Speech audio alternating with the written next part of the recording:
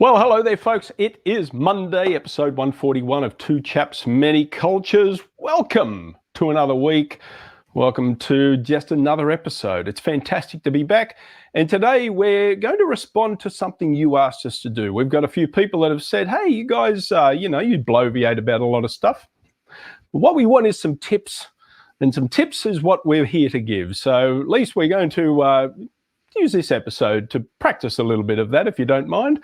And we're going to talk about what happens when a yes isn't really a yes. As a leader, as a business associate of people who perhaps you have interactions with, some of them might give you a yes, but is it really a yes? Is it maybe a maybe? We're going to talk about that right now.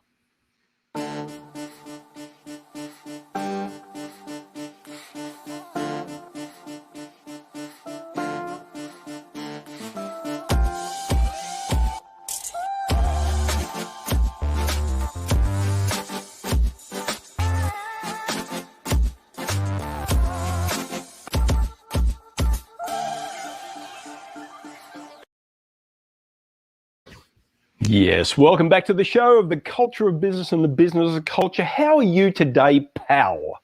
I am marvelous, mate.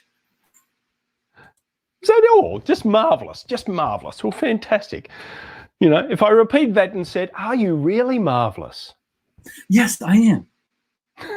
Good. And does that mean yes or maybe? It means yes. Yeah, okay. Seems a little bit lukewarm, which is absolutely an indication that perhaps I might need to find a little or do a little bit of digging into what's actually going on there. Because, you know, I'm used to Christian being pretty straightforward. No, it's a crappy day. Or, yeah, it's a fantastic day. And I usually take it at face value. But that's not always the case, is it? Not necessarily, no. A yes, maybe a yes at face value. It may also mean something different, depending on in which context you're communicating. And that's what we're going to pick apart here a little bit today.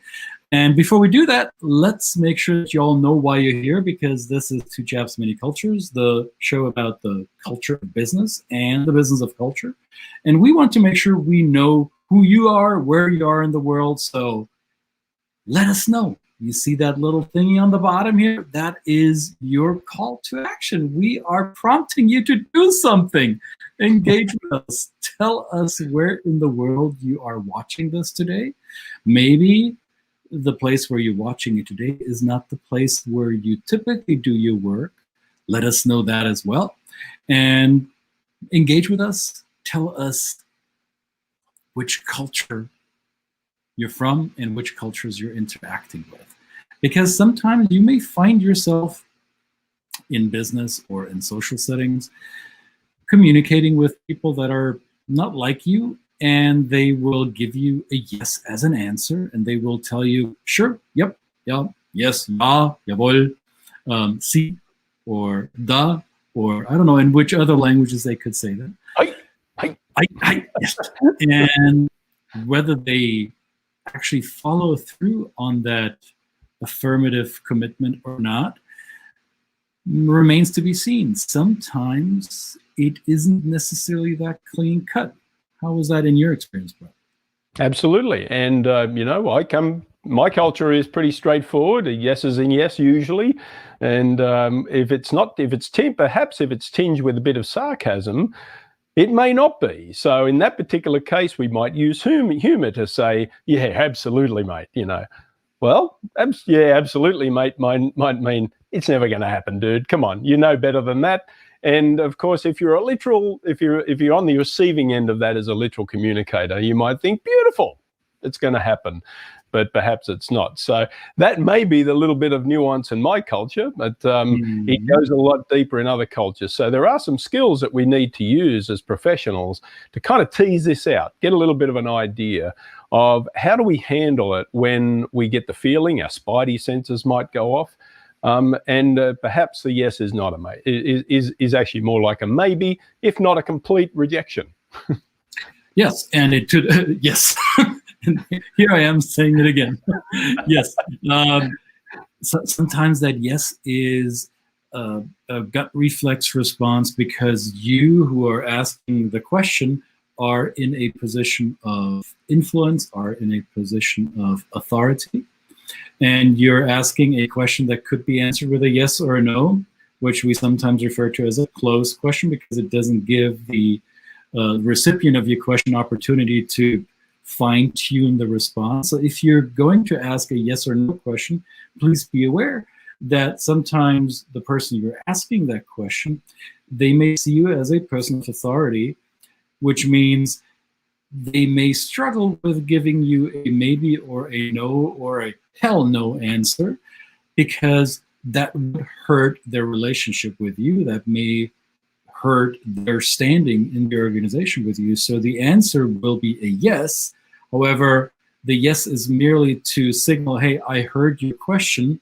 I took notice of the task you would like me to complete, and I will do everything within my power to meet your demands or to accommodate your request.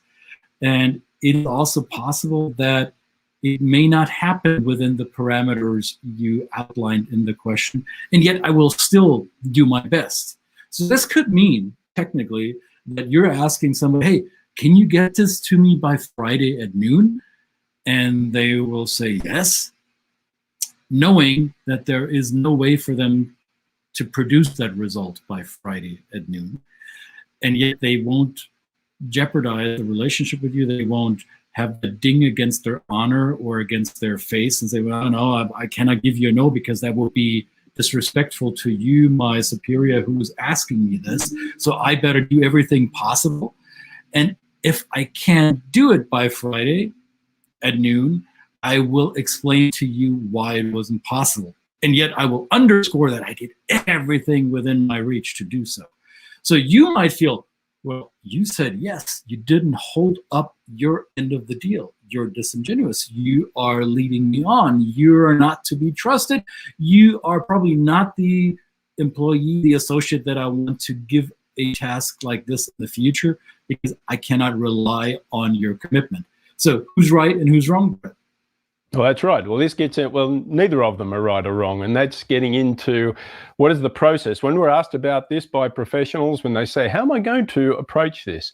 We take them into a framework. We, first of all, have them observe and listen, right? This is I think you mentioned the DIE approach, right? This is the description, observe objectively without judgment. Kind of reserve your judgment at first. Have a look at what's going on. Don't be triggered by maybe some stereotypes of what you've heard about the person or the culture they come from, and just see and listen and get a good sense of what is going on with the person's body language and things like that. So this is usually a good indicator because if you're from a culture that's very literal, sometimes you're not aware of these things, and you're really in the mode of the transactional approach of, if I just hear the yes, if I'm working with someone from my culture and I've worked with them before and I've had experience with them and I know that I can rely on that particular vernacular, then that's what I'm going to do. I'm going to assume that this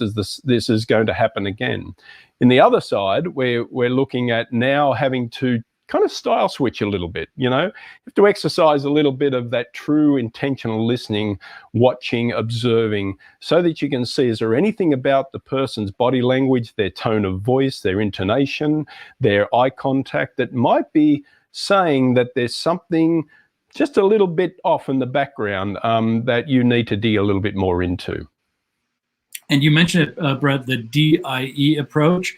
We're going to outline that a little bit more because we forgot to mention this. I forgot to mention this. So this is our first official how-to episode, right? You saw it in the title, how to handle a yes that may be not a yes, that maybe is a maybe, or maybe is a no.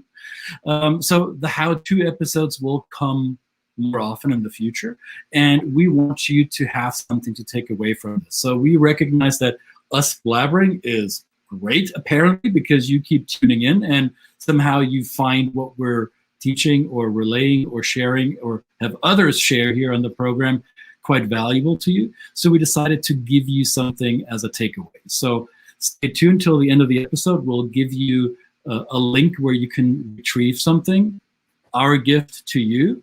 So we call it the how-to worksheet.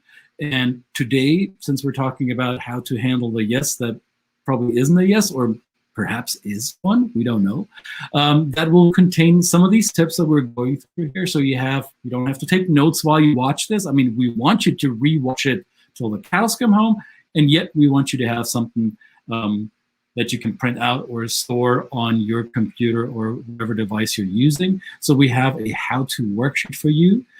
Stay tuned until the end of the episode. We'll let you know how to get it. And in that worksheet, we also give you a little bit more information around this DIE approach, the description, interpretation, evaluation approach, which Brett already started to illustrate. So you want to figure out objectively what's going on, and then what do you think is happening in the situation? So find an interpretation, and if you can begin thinking about, what does this mean to me? How can I handle this? How do I feel about the situation?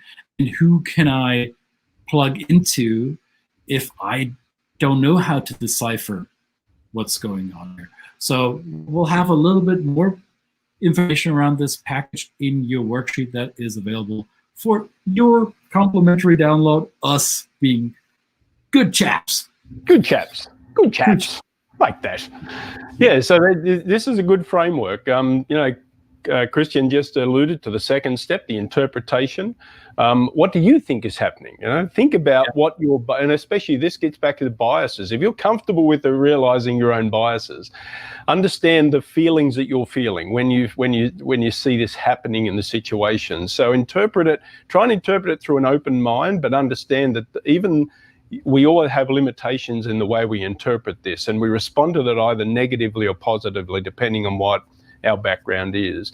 And then you've got that evaluation, as he says, and what I think the big step in this, if you have access to what, I particularly call a cultural concierge that can perhaps be in these interactions with you, or you can bounce these interactions off with, that kind of have insights into the people or the person you're working with, or the culture, and to say, listen, I just want to check myself here. Just want to, try to be the most supportive and manager or leader in this organization. I just want to check my assumptions here, and I want to make sure that, am I really interpreting this as a firm commitment from these people or persons, so that I can actually move forward without some false expectations and then having conflict come up later.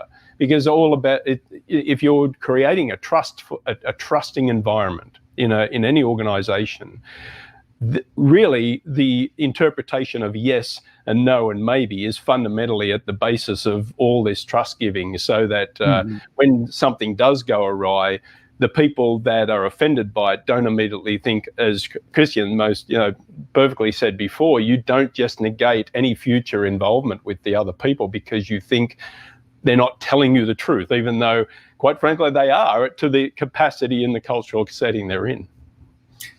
And just keep in mind that those who give you a yes with a backdoor and you don't recognize it, they might assume or expect or presume that you can read between the lines, that you can pick up on their minimal nonverbal cues that actually told you, I'm saying, my lips are saying yes, and yet everybody else about me is giving you every indication possible that this is going to be a challenge, and maybe your deadline is a little bit too ambitious.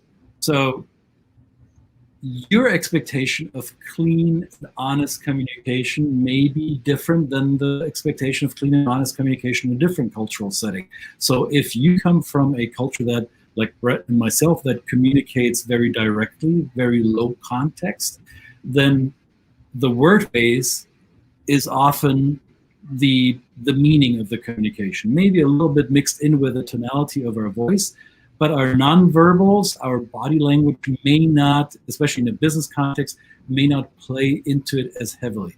Now, if you look at a more indirect communication style, high context communication style, the word base is one element, and yet the nonverbals, the minimal cues that you can observe if your mind is tuned into that, if your observational skills are tuned into that, will pick up that the posture, the eye contact or lack thereof, the lower tone of voice or a questioning tone of voice might indicate that yes is only the word base, however, not the entire meaning. And there are ambiguous ways to look at what that yes could mean, right? A yes could mean a solid affirmation. Yes, I hear you, and yes, I agree, and yes, I will hold a commitment, like we do in a very direct communication style.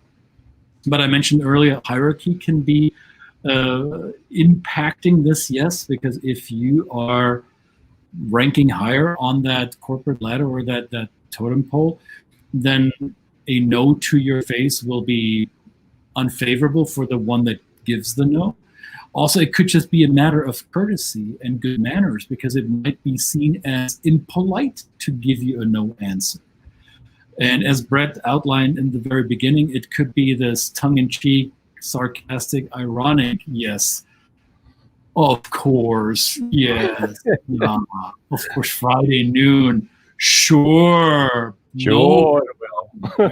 So that is where tonality and body language also indicate that there is some hidden agenda or a message that was not relayed through the words that leave our mouths. So that all of this is highly contextual. And unless you have either a cultural concierge that can help you interpret that, remember DIE, if you can't interpret it adequately by yourself, find somebody who can help you with that. Find somebody that could help you with the interpretation process, or I call them, I don't know, Brett, if you call it that way. I like the term cultural interpreter. So you're not just interpreting the language, you're interpreting all the behavior around it, to figure this out. I before we went online and before we went live, I got a message on LinkedIn from somebody that I know in the recruiting world, and she said, "Hey, I have a client here who's been living in this target culture for a while now, for 2-3 years, and he still is stepping on people's toes. Do you do one-on-one coaching?" Guess what my answer was, right? So this isn't just for newbies. This could happen to you after you've been there for a while. So don't discount this as a beginner's mistake. It still happens to me after all these years, that sometimes I do not pick up on some of those nuances of communication, because our meaning making is not just the words. You may have heard of Albert Mehrabian, who I think who's the most well-known communication theorist who brought up this concept. There's 3 elements of communication or meaning making: our word base, our voice tonality, and our nonverbals, our body language. And if those 3 aren't considered in the mix, then it's going to be hard to interpret the right meaning in a communication that is fairly indirect. Yeah, absolutely. I just thought of something as you're talking about that. We can practice this even if we're involved in social media. Observe about how people post topics to get an idea of what their cultural background is. Because I saw one just a couple of minutes before I came on from somebody who I follow, is a very successful salesperson, very successful at what he does. Communication is, and I've been on calls with this person, very clear, very concise in his, and he's here in the US, and he did a great post that said, when you're looking for trust, look them in the eye, engage them in the eye. And of course, I'm assuming that from a salesman point of view, that's what you're looking for with your clients. You're looking for any commitment, any yes, backed up by the physical sensation that this person's looking me in the eye. This is something I can rely on. Now, so obviously in the context of what he was describing, that's perfect. But then, I wanted to say, well, what happens if you come across somebody where looking someone in the eye is actually seen as quite uncomfortable and offensive and discomforting for people that you're working with. So it just became, I turned this over in my mind and said, should I make a comment and and say, you might want to be careful that not all the time do you just have to rely on that eye contact to affirm the yes or the commitment? Because the person might say to you as a salesperson, yeah, no, I think this looks pretty good, and you think, great, go off and put the money in the bank, and pretty soon, So it's a bit premature. Yeah, well, it's just an interesting, we watch, and actually, Christian, shameless plug here, Christian and I on this new app, Clubhouse. It's interesting to listen to the tonality and because this is a totally audio platform. So it's a wonderful way to listen intently to what people say, how they say it, and in which context they're using their communication. Because you can practice these things and not have to kind of hopefully make the mistake in real time in your business. You can use social media as a way of observing what people's communication style is, and really, are they committing to something or putting forward something they're committing to in the real time? I think to me, that's a little tip just to add to the toolkit of practicing, as well as our tip sheet we're going to give you, of course. And since you're mentioning it, then let's put this up here. We are on Clubhouse, and you will be able to chat with us. So this is new to us as well, so bear with us as we're exploring this new platform. This will be a first this Wednesday. Well, if you're watching this live, then this is this Wednesday. For everybody else, you may have missed something on Wednesday, January 27th, 2021. So on Wednesday, January the 27th at 1 p.m. Eastern, or at 10 a.m. Pacific, or at 7 p.m. 1900 hours in Central Europe, you'll be able to join us on Clubhouse, and we want to see you. No, we don't want to see you there. We will hear you there, and we will hear you there. Yeah. Us. All right. Yeah. So we'll post this on our socials. You'll see it on Brett's socials, on mine. If you are a member of Clubhouse, that is, if you are part of this emerging platform, that we'll see how it develops.